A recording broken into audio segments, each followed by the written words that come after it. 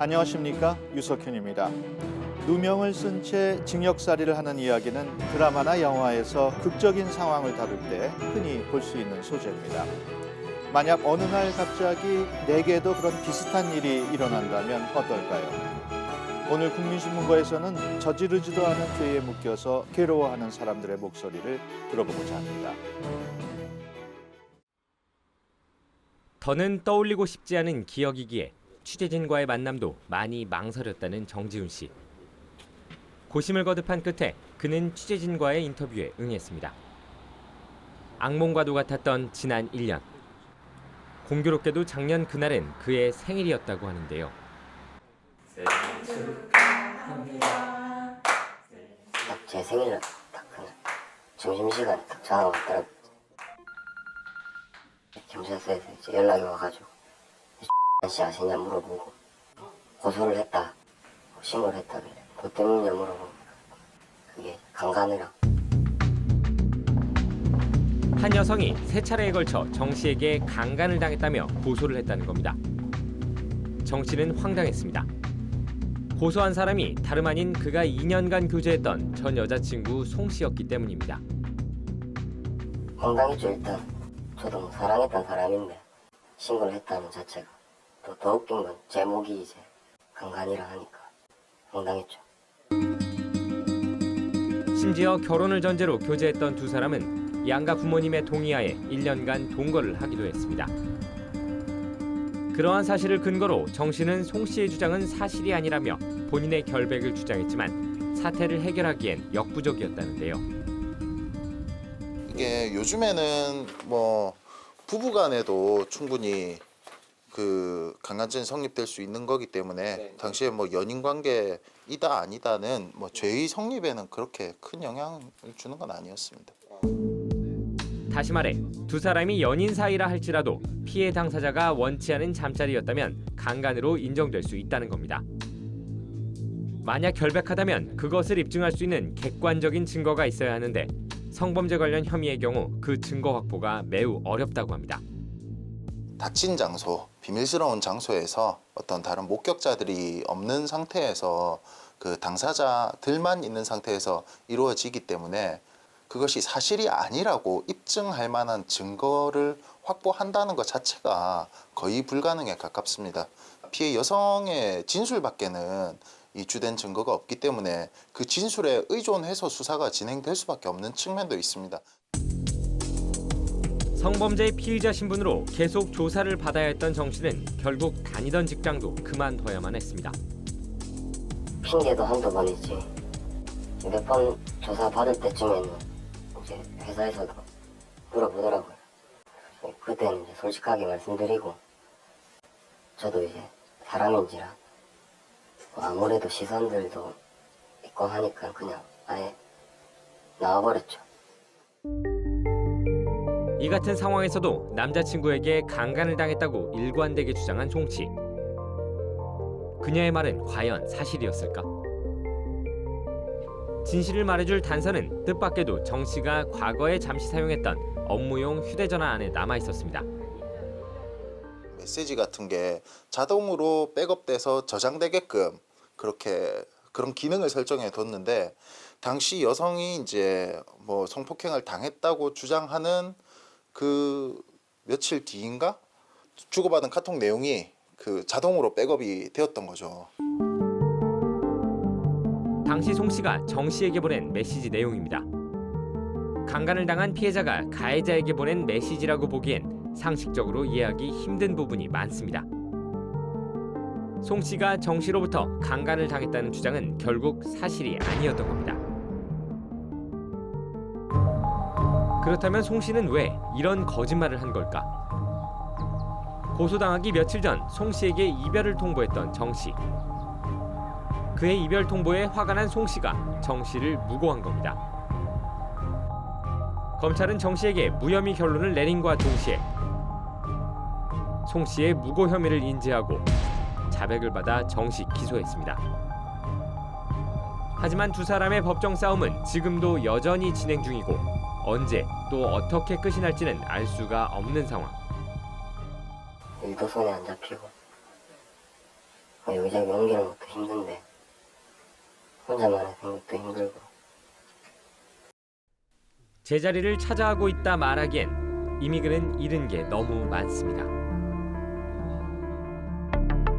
대검찰청에 따르면 최근 5년간 접수된 형사 고소 고발 사건은 연평균 50만 건 안팎. 우리나라가 고소공화국이라는 말이 나오는 이유입니다. 그중엔 보복을 위해 혹은 사익 추구 등을 위해 아니면 말고식의 허위 고소를 하는 이른바 무고 사건도 적지가 않은데요. 한때는 택시기사로 일했던 강수호 씨도 그 무고 피해자 중 한 명입니다. 진실을 말할 수 있는 영기! 그에게는 무슨 억울한 사연이 있는 걸까? 지난 2009년 봄, 강 씨는 60대 중반 나이에 여생을 좀 더 열심히 살아보고자 어느 택시회사에 입사했습니다. 그런데 얼마 지나지 않아 회사 노조가 불합리하게 운영되고 있음을 눈치채고 노조위원장에게 항의했는데요. 강 씨와 노조위원장의 사이가 틀어진 것도 그때부터였습니다. 노조위원장이 밑에 있는 6명이 둘러싸서 회사를 나가라 그러는 겁니다. 저를 그래서 내가 지금 나가도 내 의지로 나가지 너네들이 나가서 내가 나가지 않겠다. 그렇게 3년이 지나고 2012년의 어느 여름날이었습니다. 강 씨에게 걸려온 한 통의 전화. 보험 사기 혐의로 고발장이 접수됐으니 검찰청에 출석하라는 겁니다. 고발인은 노조위원장의 측근 중 한 명인 회사 동료였습니다. 근거형을 받거나 형사처벌을 받으면 퇴사를 하게 돼 있습니다. 저러는 사람을 내보내야 되는데 안 나가고 해고를 해야 되는데 해고할 건덕지도 없고 그러니까 결론은 형사처벌을 시켜야 되잖아요. 그러니까 보험 사기를 했다. 알고 보니 눈엣가시였던 강 씨를 회사에서 내쫓기 위해 노조위원장이 무고를 지시했던 것. 그렇게 그 시기에 강 씨가 당한 고소 고발만 무려 4건이라고 합니다. 보험 사기, 공급명령, 업무방해, 명예훼손 계속 저를 고발합니다. 죄 없는 사람을 여러 놈이 한 사람 죽이기는 쉽지 않습니까? 없는 죄도 만드는 거고. 뭐 너무 억울해가지고 제가 지금 오직하면 제가 몰래 유서장을 쏘는 것도 이 사람 몰라요. 강 씨는 하루에 수십 번 죽음을 떠올리다가도 가족들을 생각하며 마음을 다잡곤 했다는데요. 무고를 입증하는데 사활을 건 강 씨. 결국 그는 3년에 걸친 법정 공방 끝에 모든 혐의를 벗고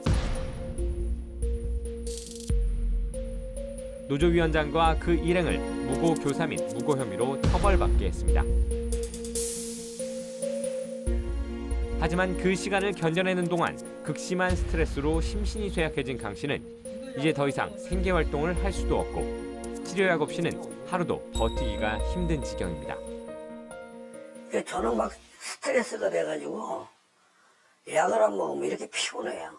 약을 먹어도 잠을 못 자요. 막 가슴이 두근두근거리고 막 누가 이렇게 목을 막 죄는 것 같고 문을 열고 나가는 것도 두렵고 그리고 막 그 악몽 막 깊은 암흑 속으로 떨어지는 절벽에서 떨어지는 꿈 이래서 그 어쨌든 뭐 옳은 일을 하시려는 의도에서 시작했던 것들 그렇죠. 가지고 온 건데 황당하시겠어요. 뭐 그래서 불의를 보고 참지 못했을 뿐인데 그 대가는 그에게 너무나 혹독합니다. 저는 여태까지 71년을 살아오면서 그 짓을 모릅니다. 성격이 그래요. 그리고 남 그 잘못된 부분 이런 거 보면 못 참아요.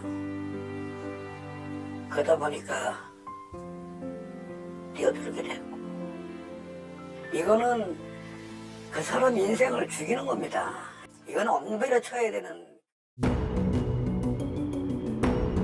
한순간 그릇된 마음에서 비롯된 무고는 죄 없는 한 사람의 인생을 송두리째 흔들어 놓을 수 있는 잔혹한 범죄입니다.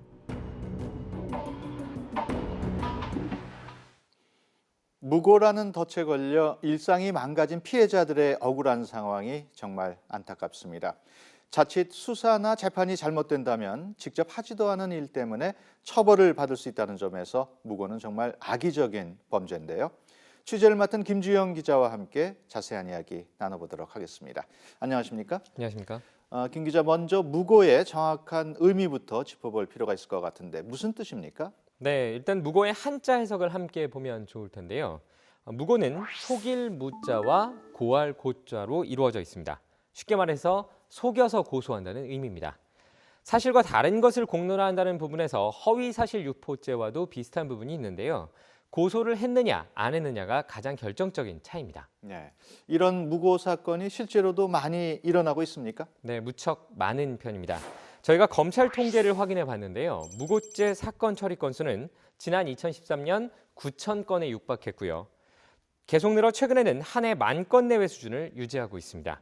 하루 평균 26건 정도 무고죄 사건이 처리되고 있는 셈입니다. 네, 생각보다 꽤 많은 사람이 억울함을 호소하고 있는데 주로 어떤 이유로 무고를 당하는 겁니까? 네, 법적으로 정해진 무고의 유형이 있는 것은 아닙니다. 하지만 워낙 무고 사건이 많다 보니 한 지방 검찰청에서 유형을 분류했는데요. 그것을 소개해드리겠습니다. 가장 먼저 적반하장형이 있는데요. 자신이 잘못을 해놓고는 다른 사람에게 죄를 뒤집어 씌우는 경우입니다.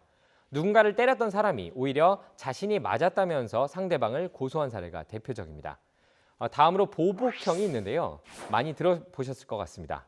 헤어진 연인에게 앙심을 품고 성폭행이나 절도를 당했다고 허위 고소하는 경우입니다. 마지막으로 이익추구형인데요. 합의금이나 보상금을 바라고 거짓 고소하는 경우를 말합니다. 모든 범죄 피해자들이 힘들고 억울하겠지만 무고 피해자들이 겪는 심적인 고통은 더 클 것 같은데 어떻습니까? 네, 그렇습니다. 앞서 만난 사례자들의 이야기만 들어도 알 수 있는 것처럼 스트레스는 무고 피해자들이 겪는 가장 대표적인 피해입니다. 이 때문에 정상적인 생활이 불가능하고 질병에 걸리는 사람도 많은데요. 취재 과정에서 무고 피해자만이 겪는 다른 특징도 확인할 수 있었습니다. 보통 범죄 피해자들은 주변에서 위로를 받고 동정받기 마련이지만 무고 피해자의 경우엔 억울하게 고소를 당한 건데도 오히려 죄를 지은 것 같은 이미지가 남게 되는 문제가 있습니다. 무엇보다 최종적으로 무죄 결론이 났다는 것을 주변 사람들이 모르는 경우가 많아서인데요. 그래서 시간이 흘러도 죄인인 것처럼 색안경을 끼고 보기 때문에 오히려 피해자가 사회생활을 꺼리는 일도 벌어지고 있었습니다. 악의적으로 허위 고소를 해서 한 사람의 인생을 망가뜨렸다면 벌을 받아야 마땅하겠지만 무고 사범을 처벌하기는 쉽지 않다고 합니다. 무슨 이유 때문일까요?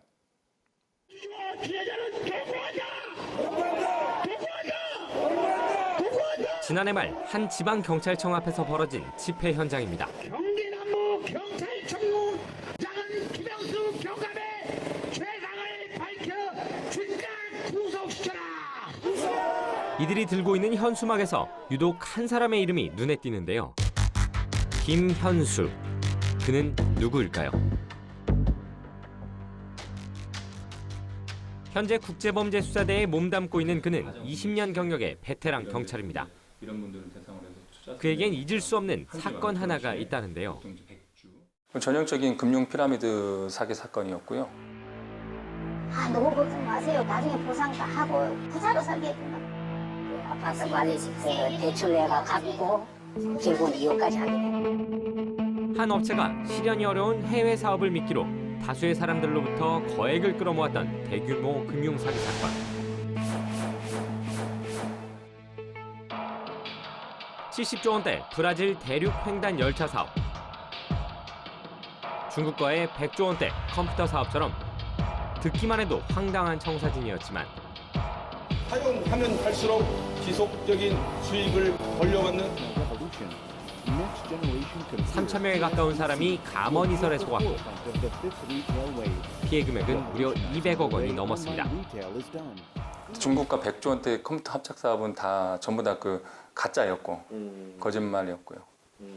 액면가 100원짜리 비상장 주식을 금융 피라미드 방식으로 해갖고 뭐 15,000원씩 팔아 먹었던 거예요. 업체 관계자 15명이 입건돼 7명이 구속됐고 업체 대표 이모 씨는 징역 10년형을 선고받았습니다. 그런데 그 후 신문기자 출신 작가인 서모 씨가 수감 중인 이 대표를 찾아와 솔깃한 제안을 했습니다.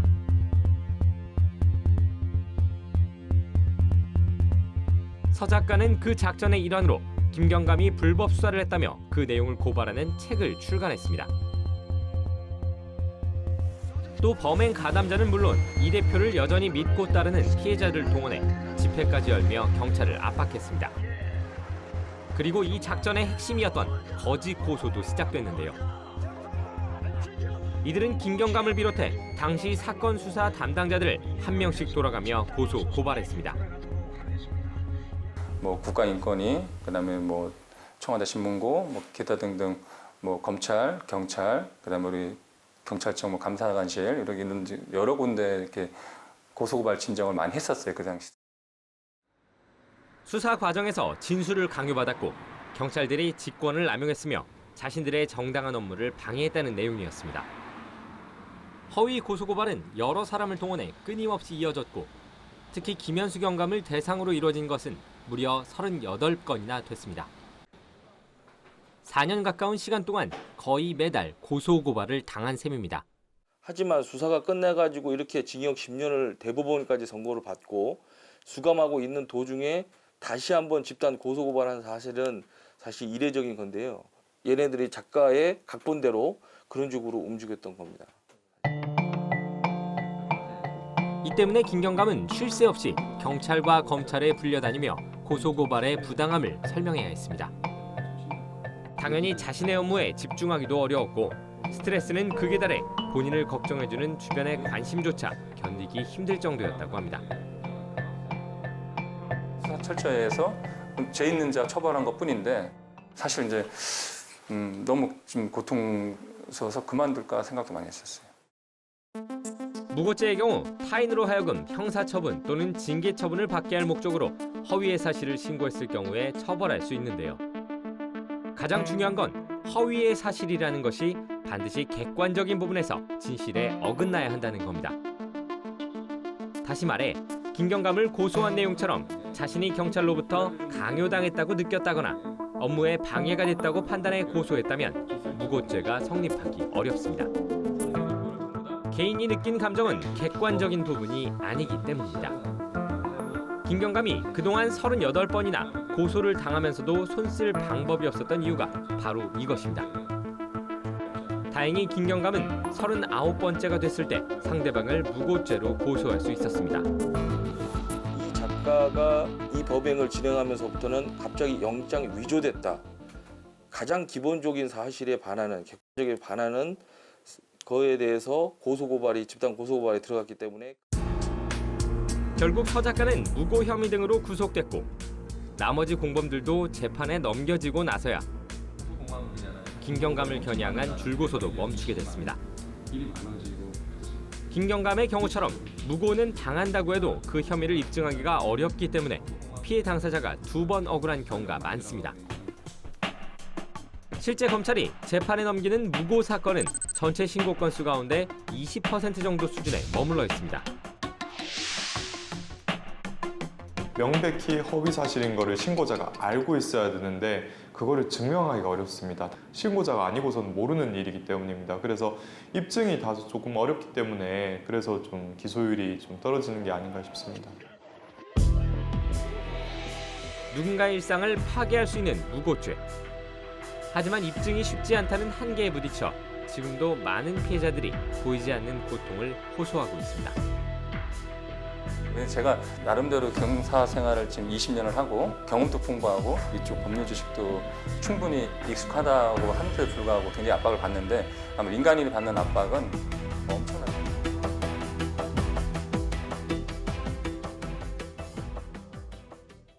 수사 전문가인 경찰도 허위 고소 앞에 속수무책으로 당한다는 사실이 놀라울 따름입니다. 김 기자, 이런 식으로 경찰을 상대로 한 무고가 실제로 많습니까? 네, 이를 정확히 보여줄 통계는 잡혀있지 않은 상황입니다. 하지만 취재 과정에서 만난 많은 경찰 그리고 검사, 심지어 판사들도 업무와 관련해 허위 고소를 당해봤다고 답했습니다. 이런 경우는 아무래도 보복 목적인 경우가 많겠죠. 하지만 정작 경찰이나 검사들은 피해를 봐도 그냥 덮어두는 경우가 많다고 합니다. 고소 과정에 시간을 쓰다 보면 본 업무를 못할 정도이기 때문이라는 겁니다.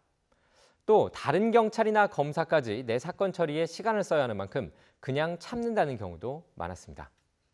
무고였다는 것을 입증하기 어렵고 특히 성범죄의 경우 무고를 당한 경우에는 더 어렵다고 했는데 왜 그런 겁니까?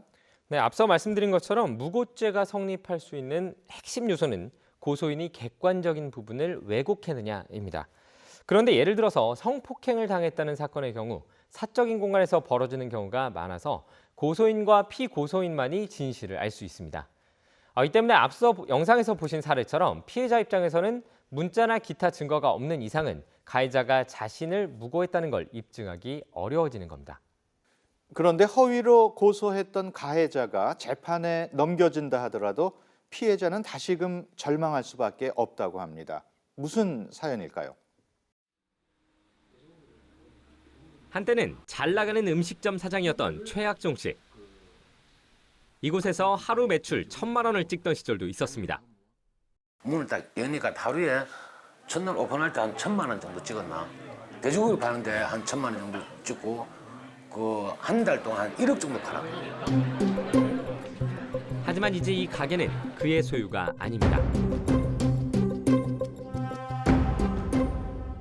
의자 하나부터 세심한 인테리어까지 최 씨의 손이 닿지 않은 부분이 없기에 가게 안을 둘러볼 때면 그는 쓰린 가슴을 부여잡습니다. 그가 잘 나가던 사업도 접은 채 하루하루 절망 속에서 살아가게 된 이유는 다름 아닌 친형과의 갈등 때문입니다. 많이 불편하죠.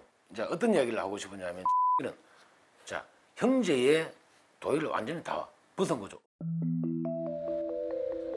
그 이야기의 시작은 지난 2012년으로 거슬러 올라갑니다. 20년 넘게 외식업에 종사해오던 최 씨는 남들이 잘 쓰지 않는 돼지고기 특정 부위를 새로운 방식으로 가공해 상품화하는 아이디어를 떠올리게 됐습니다. 주변 지인들에게 테스트해본 결과 반응이 좋자 최 씨는 친형과 손을 잡고 프랜차이즈 사업을 준비하기에 이르렀는데요. 가게는 성공적으로 문을 열었고 첫날부터 손님들도 물밀듯이 밀려들면서 두 형제는 대박의 꿈을 꾸게 됐습니다. 그런데 그 꿈은 오래가지 못했는데요. 개업한 지 일주일 만에 투자금 회수와 수익 배분 등을 놓고 갈등을 빚던 형이 최 씨를 고소하면서 진흙탕 싸움이 벌어진 겁니다. 저보고 뭐라고 하냐면은 가게에 인테리어 하면서 나보고 5천만 원 횡령해 먹었다는 겁니다. 횡령을. 니 지금까지요 돈 집행하면서 집행 내역서를 다 가지고 오라는 겁니다. 형은 여러 차례 걸쳐 고소장을 냈고 투자금을 반환하라며 민사소송과 함께 가압류까지 걸었습니다. 자신이 일한 정당한 월급조차 제대로 받지 못한 최 씨는 결국 자신의 결백을 입증하기 위해 맞대응에 나섰습니다. 저에게 고소한 게 한 6건, 7건 정도 됩니다. 단 하나라도 걸리는 게 없고 전부 다 제 건에 대해서 무혐의입니다. 변호인을 고용할 돈이 없어 최 씨는 혼자서 법정 다툼을 벌였고 수년간 이어진 소송 끝에 지금은 모든 혐의를 벗었지만 이미 그의 인생은 피폐해졌습니다. 생계를 책임지던 가게도 제대로 운영할 수 없었고 한창 자라던 세 자녀에게 아버지로서 제대로 지원해주지 못한 미안함과 죄책감은 지금도 그를 괴롭히고 있습니다.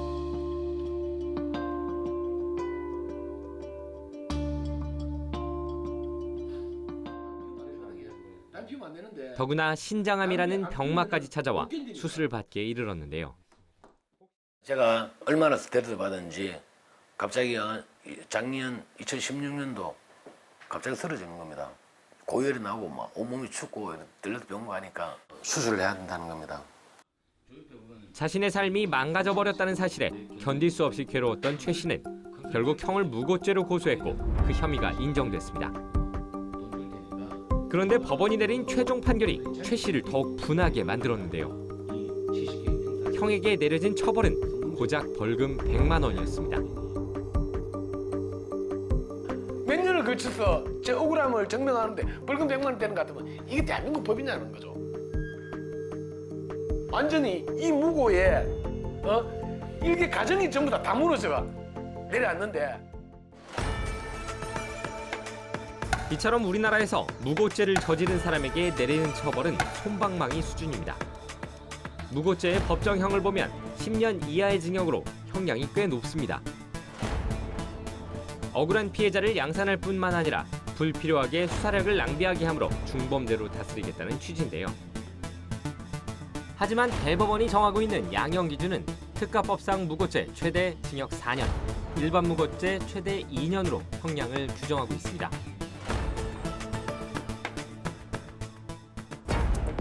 그렇다면 무고사범이 실제로 받은 처벌은 어느 정도일까? 지난해 재판에 넘겨진 무고사범 1,200여 명 가운데 실형을 선고받은 사람은 11%에 불과했습니다. 벌금형이 47%로 가장 높았고 집행유예가 32%로 그 다음으로 집계됐습니다. 그만큼 우리나라 판사들은 기본적으로 굉장히 관대합니다, 형이. 그게 굉장히 문제예요. 그러다 보니까 저는 이제 판사들이 되게 양형 기준에 맞추어서 판결을 선고하고 있기 때문에 형법의 그 법정에 맞춰서 양형 기준도 좀 더 강화가 돼가지고 그 양형 기준이 좀 더 엄격해지면은 아마 그에 따라서 판사들도 선고형이 좀 더 높아지지 않겠나 이렇게 기대가 됩니다.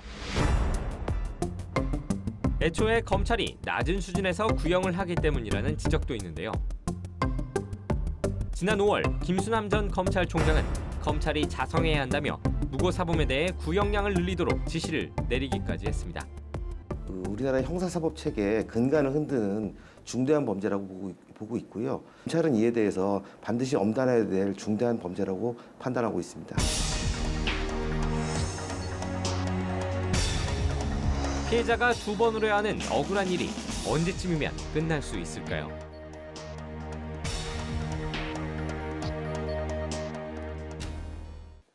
지난 5월이죠. 김수남 전 검찰총장은 무고사범에 대한 처벌 강화를 지시하면서 반좌죄라는 것을 언급했습니다. 김 기자, 네. 반좌죄라는 것이 정확하게 어떤 제도입니까? 네, 반좌죄란 조선시대에 있었던 제도인데요. 허위 고소한 제목으로 피해자에게 내려질 수 있는 형량만큼 무고사범을 처벌하는 겁니다.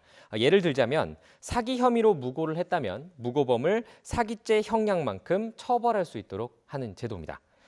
이런 제도를 검찰총장이 언급했을 정도로 현재 무고처벌이 약하다는 의미인데요. 다른 비교도 가능합니다. 앞서 말씀드린 것처럼 양형 기준에 따른 일반 무고죄의 최대 선고 형량은 2년입니다.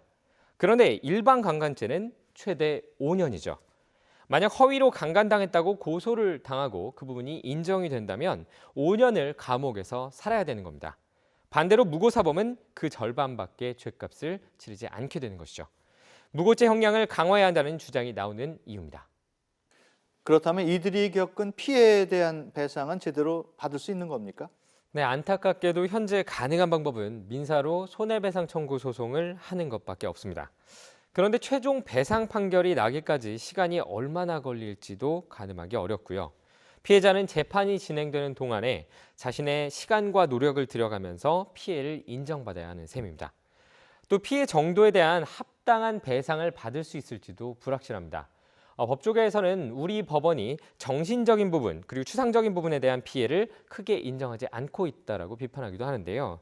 결국 피해자만 거듭 힘들 수밖에 없는 상황인 겁니다. 무고당한 것도 억울한데 피해 배상까지 힘들게 소송으로 해결해야 하는 겁니까? 네, 현재 형사사건이나 가사사건에서 피해를 빨리 배상받을 수 있도록 하는 배상명령 제도가 존재합니다. 앞선 재판의 결론을 내리는 동시에 배상 명령을 해서 피해 복구를 빠르게 진행하도록 하는 건데요. 아쉽게도 무고죄는 이 대상에 포함되어 있지 않습니다. 결국 앞서 말씀드렸던 형량 강화는 물론 배상제도 개선 등 다양한 변화에 대해서 고민이 필요한 시점입니다. 네, 김조영 기자 수고했습니다. 하지도 않은 일 때문에 가뜩이나 고통받은 피해자들이 다시 억울함을 호소하는 일이 없도록 하루빨리 정부와 법조계가 지혜를 모아야 하겠습니다. 국민신문고 오늘은 여기서 마칩니다. 다음 주 이 시간에는 타워 크레인 참사, 그들은 왜 죽어야 했나 편이 방송됩니다. 많은 시청 부탁드립니다.